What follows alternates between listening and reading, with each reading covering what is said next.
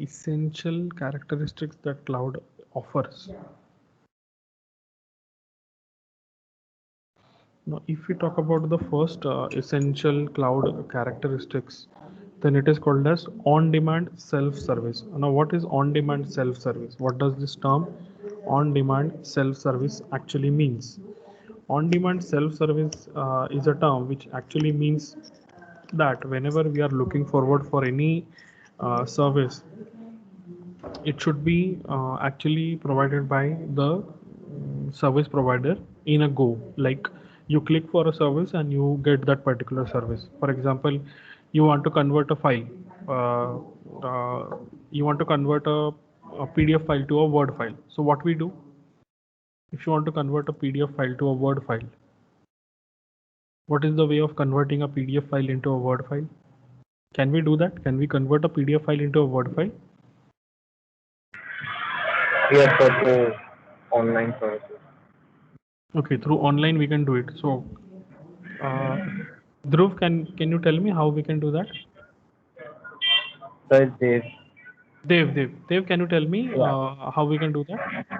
So simply you just Google it and you get the link and you go there and drop your file and then you Hmm? convert it. Okay, so simply you need to go to a link, and there you need to upload your file, and the server will take that file, server will process it, and then you can download it, right?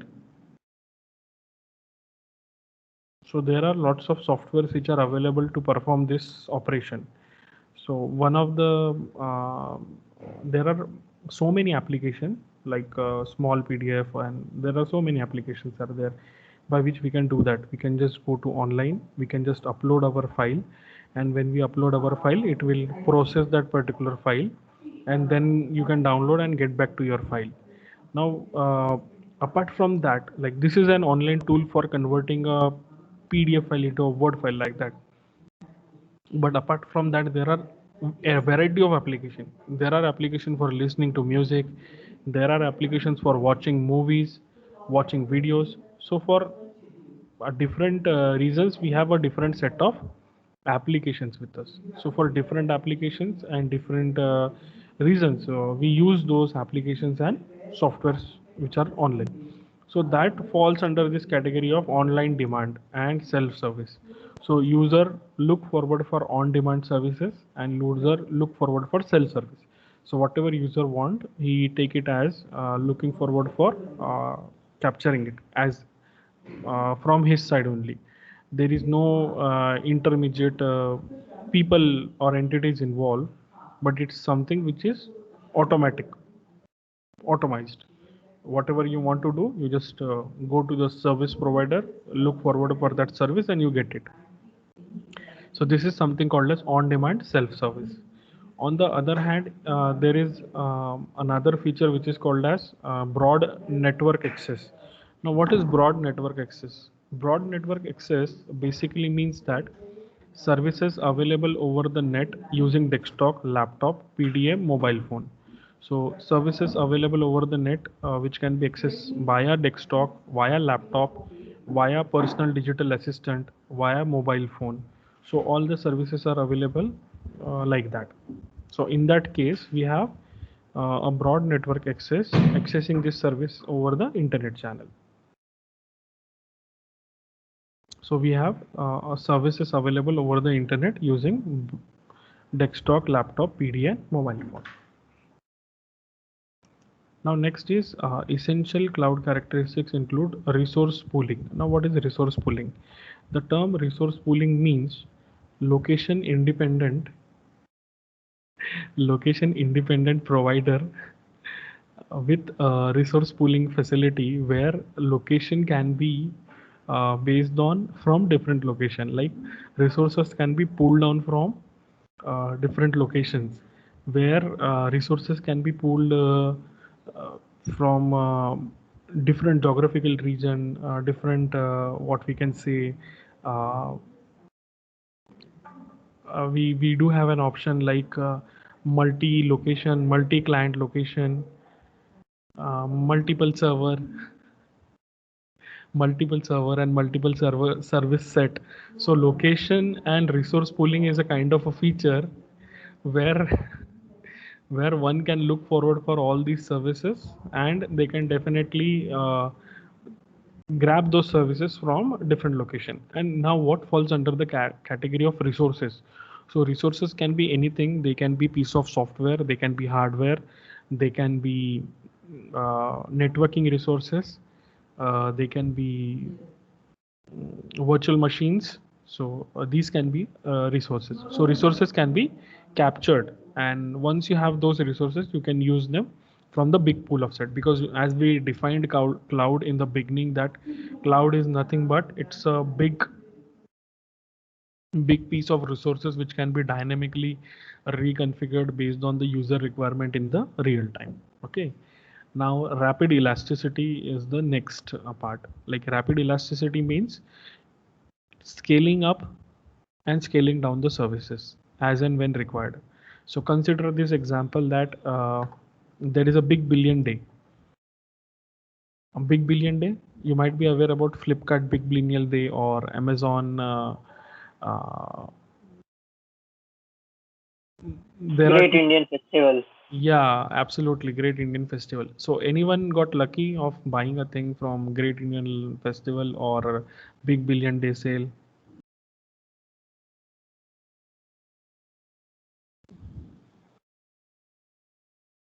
Anyone got something on a very good price or lower cost? So not a very good price, but yeah, bit lower cost. Okay, okay.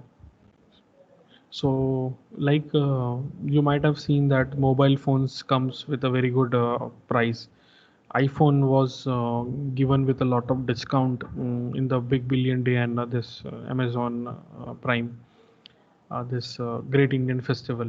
So, what happened on these particular days? The number of traffic drastically changes. Like for example, usually the traffic is 1 lakh user are looking forward for the website, but on Big Billion Day, suddenly 10 lakh people can approach the website, or there might be people who might be looking forward for it from 2 3 different platform as well.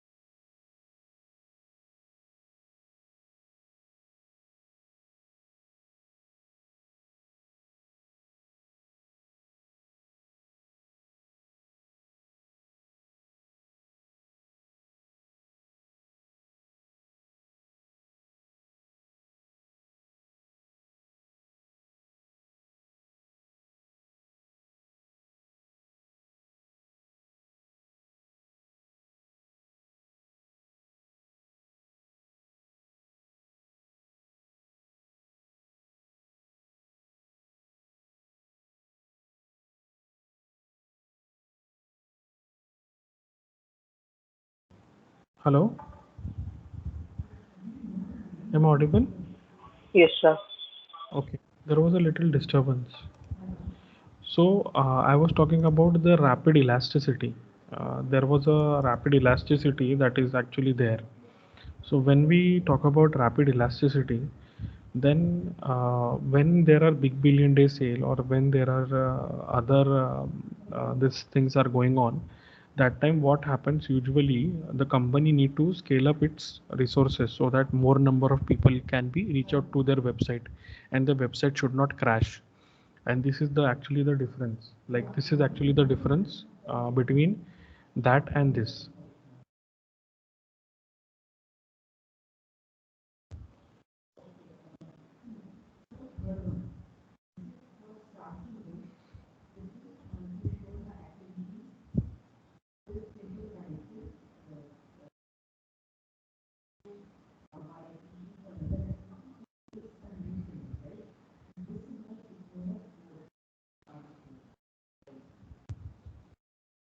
Anybody want to ask anything more on that?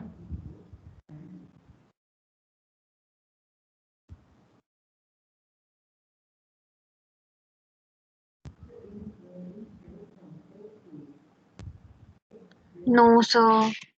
Okay. Now the next is measured services. Now measured services means what we are going to pay for, what we are going to use it. For example, you are using it for 2 hours, so you are going to pay for 2 hours. If you are taking a monthly rental pack, then you are going to pay for whatever you are using it.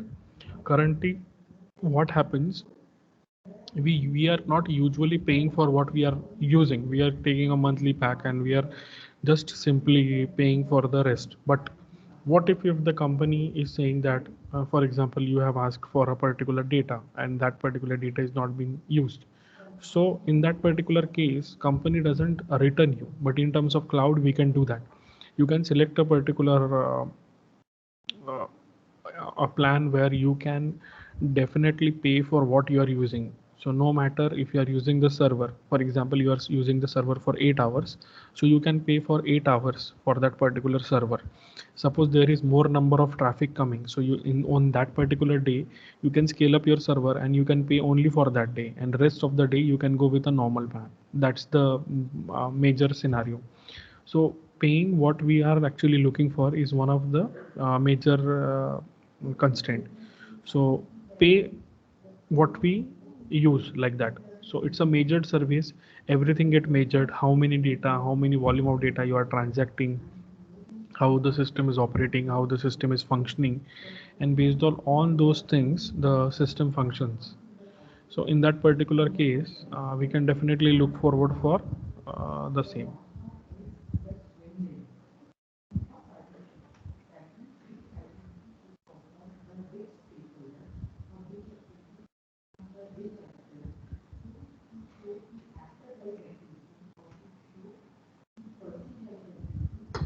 Yes.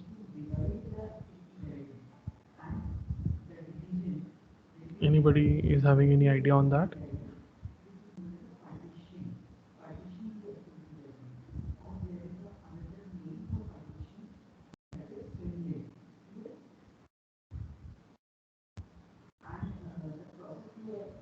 Yes. Any idea? Anybody want to?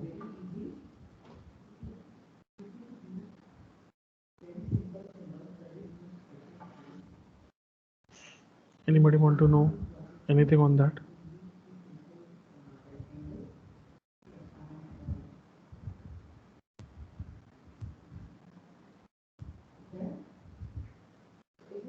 Pay as you go. Anyone who is using Netflix? Can I see raise hand? Anyone who is using Netflix? Okay, I would like to. Avi, what is the monthly rental that you are paying for using Netflix? So I have a four screen account. So I pay 200 and other three friends pay 200 each. Okay, so 200 each you have to pay. Yes, so it's 800 for a month. Okay, but they might be using it on different platform. Na? You can use 4 screen on mobile only. You have to use Yes. one screen on mobile or one screen on laptop, one screen on TV, like that it would be. So this 200 is not measured now, like whether you are using it or not using it, you have to pay it, correct? Yes. Okay. Satvik,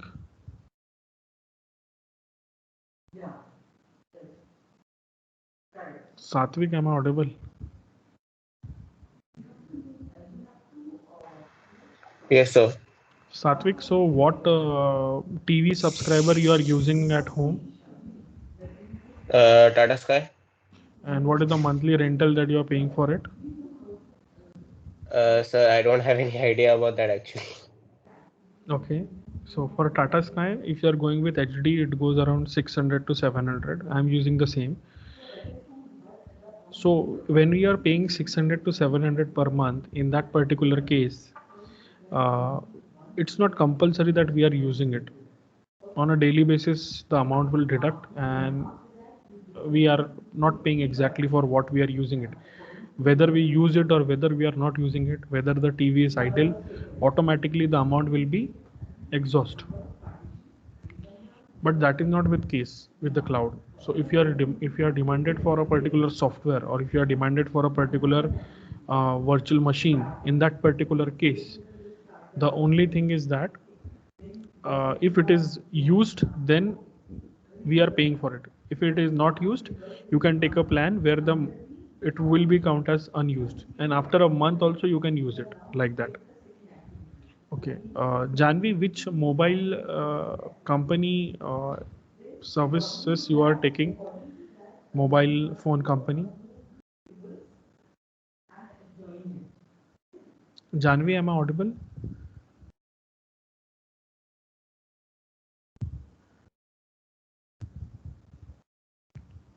Muskan?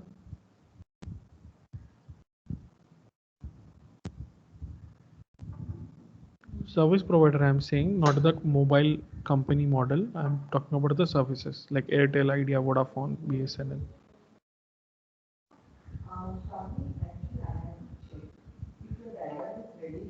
So if we are saying Geo, then in that particular case, what has happened is we have to take a compulsory monthly pack where we have to be restricted to that amount.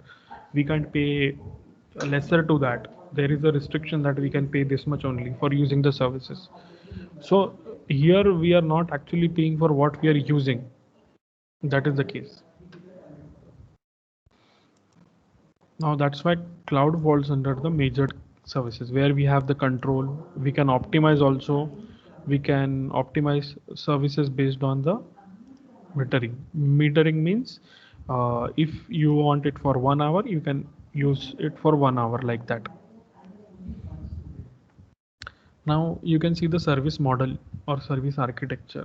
Here we have cloud infrastructure, and where we have software, platform as a service, and infrastructure as a service. So when we go with the software as a service part, this particular part, then here what happens is uh, all the other things are not involved, uh, and we don't have the control on the other things. We only have the control on the software part. So this platform and infrastructure comes with predefined. Whatever the companies are providing us, it comes predefined, and we are only having the control on software. We can only customize. We can only work with the software part of it. On the other hand, when we are going for a platform as a service, we have the control on the complete software and the platform. So whatever platform you want to install, you can install, and on the top of whatever software you want to install, you can install that. When we go with infrastructure as a service, in that infrastructure as a service, we don't have control on platform, we don't have control on software, but we have complete control on infrastructure. So we can configure network, platform, software the way we want, like that. We can demand the things as per as our requirement. Now let us have a look on a very good definition framework of cloud, where these upper part represents the deployment. So as a part of deployment, we have 4 deployment model, which include private cloud, community cloud, public cloud, and hybrid cloud. Okay, we have 4 different deployment model. As a part of service model, we have software as a service, platform as a service, infrastructure as a service. So we have 3 different service model: software, platform, and infrastructure. The third is essential characteristics, which include on-demand self-service, broad network access, resource pooling, measured service, and rapid elasticity. So we have 4 to 5 different essential characteristics. Now, in terms of common characteristics, we have massive scale up, homogeneity of the devices, whether the devices will belong to the same system or not. We have virtualization, where we can physically divide the machine into a smaller virtual machine. We can have a lower cost in terms of software, because we are not paying for licenses. Licenses are mostly taken care by the company. Then we have resilient computing. Now, resilient computing is a term which has been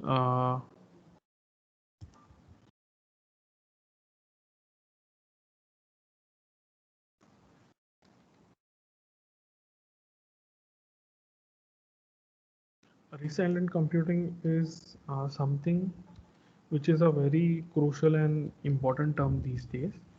Resilient computing usually means that the system should adapt fault tolerance mechanism. If there are any issues in terms of fault tolerance, then the system should adapt that fault tolerance mechanism. So fault tolerance can be automatically like solving the issues by itself, and resilient computing can help in doing that. Then we have geographical distribution. So cloud can be geographically distributed in different region and different parts, and with the help of different distributed system, we can operate cloud and access it from any part of the world. Next is it's a service oriented character, where we can say that it's a service oriented, where we are more looking forward for services rather than resources. We are looking for services. And lastly, we have advanced security that is provided as a part of cloud. So in terms of advanced security, we can say that data security, disaster management, better portability of the data, better contact management, all these things comes with the advanced security part. So you can just have a look on the cloud definition framework, and this is one of the most important diagram in the complete syllabus, because it defines every crucial aspects of cloud, like what are the deployment model, what are the service model, what are the essential characteristics, and what are the common characteristics. I want you to go in detail, and once you are gone into detail of this diagram, then we can have a good discussion on doubts with respect to the definitions that are presented in the diagram. So just have a look on it in detail. So can you explain homogeneity? See, homogeneity is a kind of way when we talk about in terms of cloud. Then homogeneity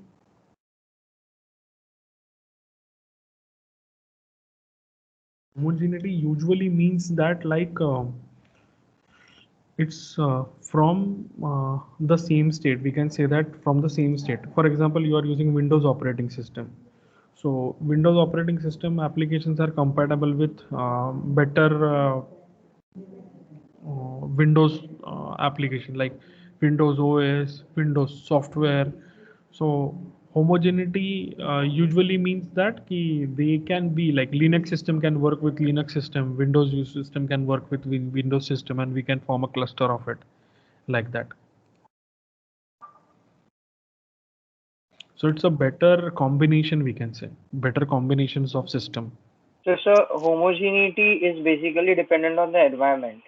Yeah, similar kind of nature, like systems, similar kind of nature. We can see that the architecture of Windows is quite different compared to Linux. So if you have a set of user who are looking forward for Windows, then you can give them Windows, and you can have a specific set of user who are looking forward for this Linux, then you can give them Linux. So homogeneous environment you can create and give them resources as per their requirement. Sir, I have a question. Hmm. Sir, sorry to interrupt, but I just got a thing in my mind. So, what's the basic difference of this PaaS, platform as a service, and SaaS, function as a service? Are they both same? Function as a Uh, service. yeah, sir. Sir, actually, when I was going through the AWS documentation yesterday, there in the different service models, there were also two major other service models, which Hmm. was PaaS and hardware as a service. So HAAS and FAAS. So I got a bit confused in this PaaS and function as a service. See, hardware as a service is specifically towards managing the hardware resources, while FAAS, that is function as a Function as service, is something which is related to managing the functionality of the system. So that is a kind of a different dimension the system is having, where you can look forward for the maintenance and functionality part of the system, like whether the system is functioning well, whether all the components in the system and environment are working well. Like it gives a platform where customers to deploy, run, manage applications functionality without the complexity of building and maintaining the infrastructure typically. okay, okay, So if you want to, okay, sir.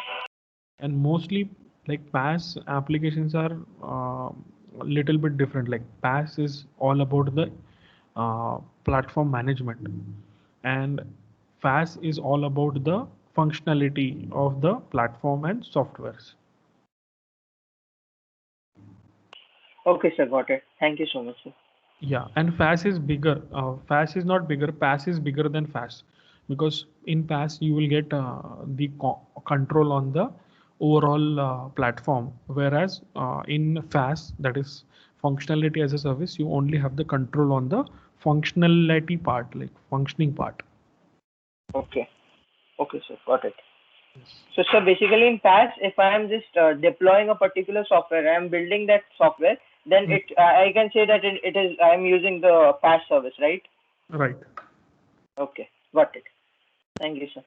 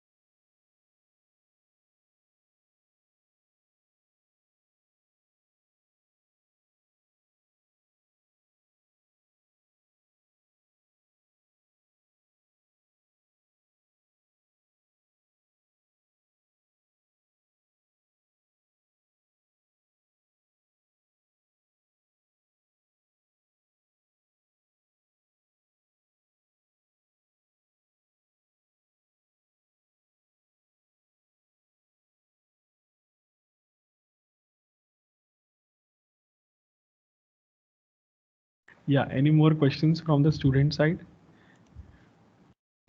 Okay, I just remember that in the last week I have given you some task. So you would have completed that workbook. Is it? Avi, have you completed that? Yes, sir. So I'll share an Excel sheet. I want you to put your URL, like you upload it on a Google Doc and share your URL with me. Okay. Okay, sir. For everyone, I'll share that Excel sheet now.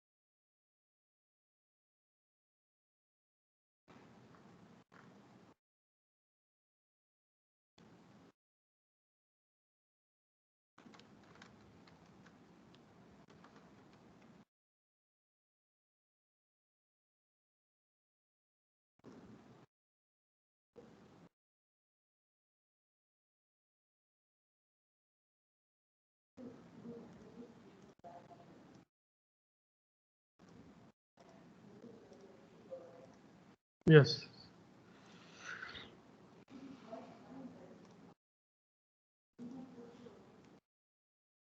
I have shared it on the chat. You can just click on the Google form. You can visit the Google form and you can just submit your detail along with your name, a PRN, and the URL of the file.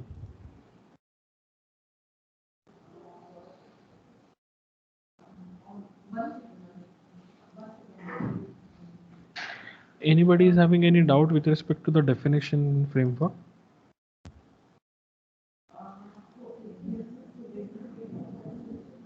Yes. Anyone is having any issue with the definition framework? No, no one is having any issue with the definition framework. So right now I am not getting any question in my mind. Okay. Like any doubt. So if I get, I will ask next class. Okay. Thank you, sir. Yes.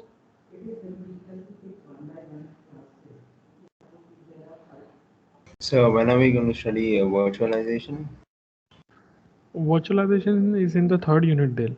Oh, okay. Yes.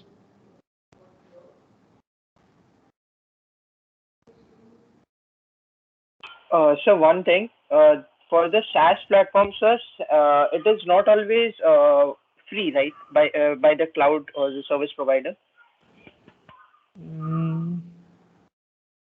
No.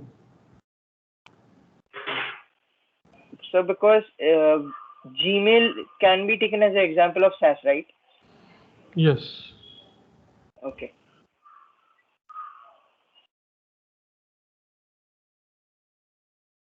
You said Gmail can be taken. Yes, Gmail can be taken an example as a SaaS. Absolutely correct. Okay, sir.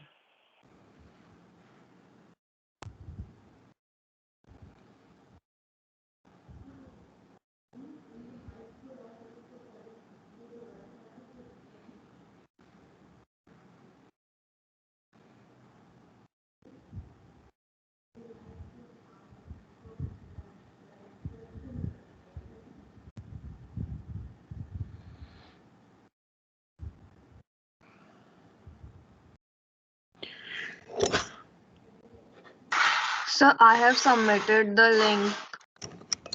Okay. We'll wait for a few times so that other can also submit it. And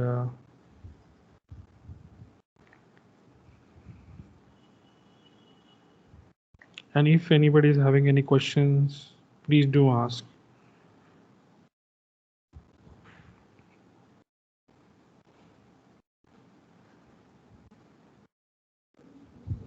So what do we have to do in the form again? You have to, in the last week I have given an assignment. So you have to submit the URL of that Word file in this link.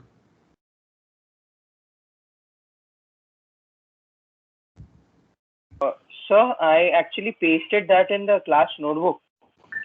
I didn't do it in a Word file. Okay, okay.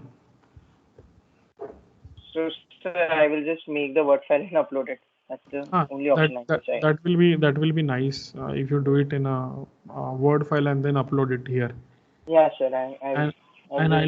I'll continue monitor it. What are your progress on the same? Okay, sir. Yes. So I completely forgot about the assignment. Can I submit it today, like by the end of the day? Yeah. You can do it by the end of the day. No problem. Okay. Thank you, sir. So, Yes. so how are we supposed to upload this? You just need to create a doc file, Google Doc file. Okay.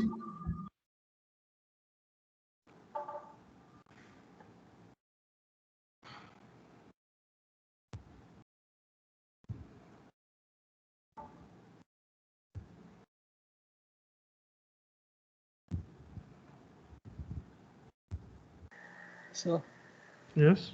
can you explain the deployment models once again? There are basically, you can see here, there are basically four deployment model. Okay. You can easily see that there are four deployment model on the screen. I'll share it again for you. So PPT is on. Yes. So there are basically four deployment model. The first deployment model is public. The second is private, community, hybrid.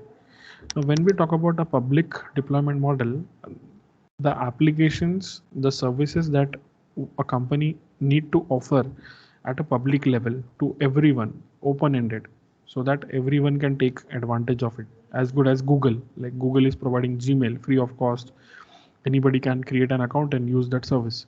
So if a company want to deploy a set of services at a public level without making it specifically for a special set of organization, then that particular model is called as a public cloud. On the other hand, if I talk about cloud in which cloud companies are looking forward to provide data to restricted set of people, specifically with respect to their organization, then in that particular case, they are called as private cloud companies. For example, IBM. IBM has their own cloud, which is specifically for their employees. Microsoft might have their own private cloud, which is specific for their employees. So even at SICSR also, we have a storage, cloud kind of storage, where we can keep our data. So that particular kind of deployment of cloud and its services is specifically and limited to private.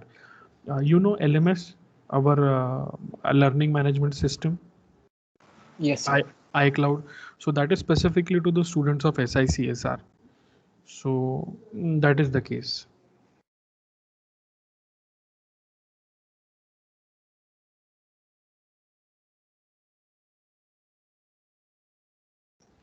Talking about a community and a hybrid cloud. So community and hybrid cloud can be a public cloud or a private cloud. Now community clouds are basically clouds which are designed for a specific set of community.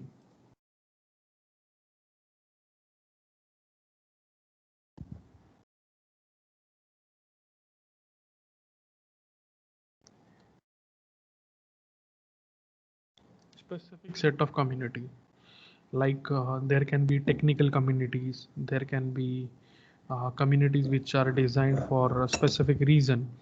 There can be GitHub is a community, so GitHub can own his own cloud. So those who all are having membership of GitHub, they falls under the category of users of GitHub's community cloud. So like that it is. Talking about a hybrid cloud is a combination of a private cloud and a public cloud, where half of the data can be restricted to a private organization and the half of the data can be given to public openly. So that is called as a hybrid cloud. So these are four deployment model.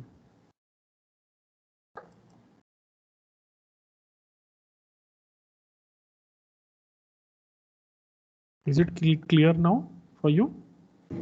Yes, sir. Thank you, sir. Okay.